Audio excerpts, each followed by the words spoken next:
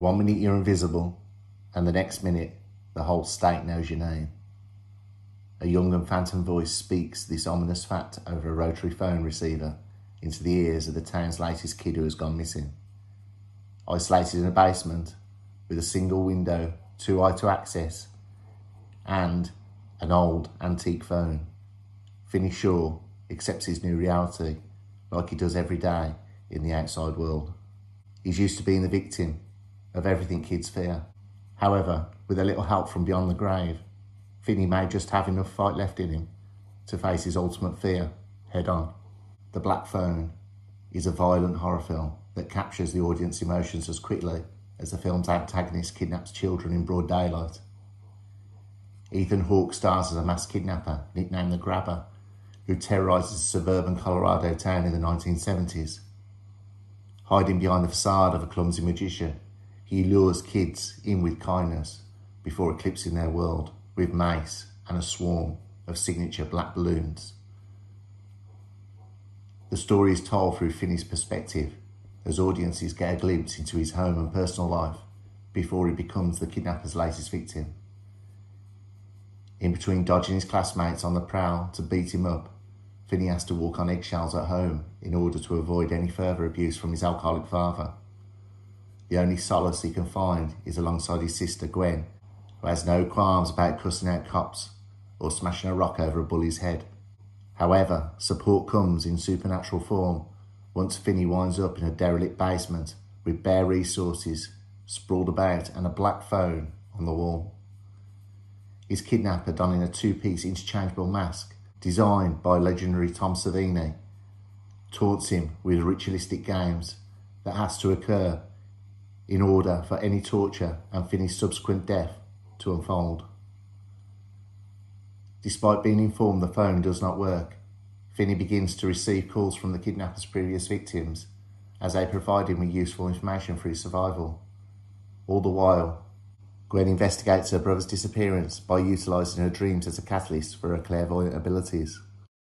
While Ethan Hawke typically avoids villainous roles, it's clear he enjoyed playing the Grabber. Throughout most of the film, his face is hidden, but Hawke uses his advantage to playfully adjust his voice and fluctuating from a menacing captor to a calm presence that teases Finney at potential release. There are elements similar to real-life serial killer John Wayne Gacy, but the main person the Grabber is based off is Dean Corll, an American serial killer who abducted, tortured and murdered at least 28 teenage boys in Pasadena, Texas. He was aided by two teenage accomplices, David Owen Brooks and Elmer Wayne Henley. The crimes, which became known as the Houston mass murders, came to light after Henley fatally shot Corll. Upon discovery, it was considered the worst example of serial murders in US history. Corll's victims were typically lured with an offer of a party or a lift to various addresses. Each was killed either by strangulation or shooting. Corll and his accomplices buried 17 of their victims in a rented boat shed. 4 other victims were buried in woodland. 7 other victims were buried on a beach. Brooks and Henley confessed to assisting Corll in several abductions and murders. Both were sentenced to life imprisonment at their trials. Corll was also known as the Candyman and the Pied Piper because he and his family had previously owned and operated a candy factory in Houston Heights. He had been known to give free candy to local children. With the Grabber, the abuse does not cross over into sexual territory. What is also great about this particular villain is that his character does not leave any cravings for a backstory. The why of his heinous actions is not a general focus. His behaviour is simply summed up with a certain kind of unexplainable evil that is all too common in the news.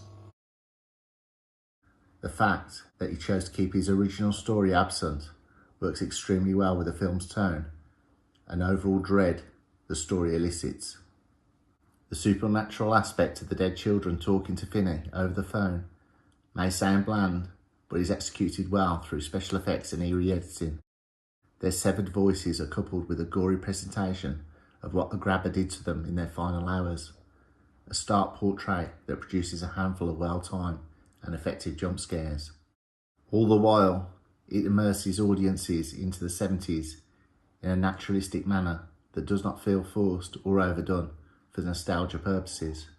To build upon this time frame and vintage light that captures the sleepy town being ravaged by a prolific killer.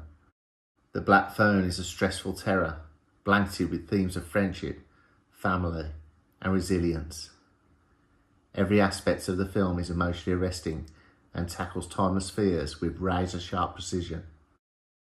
Terror can live next door in the form of a murderer, while simultaneously residing in your heart or simply walking down the hallways at the school.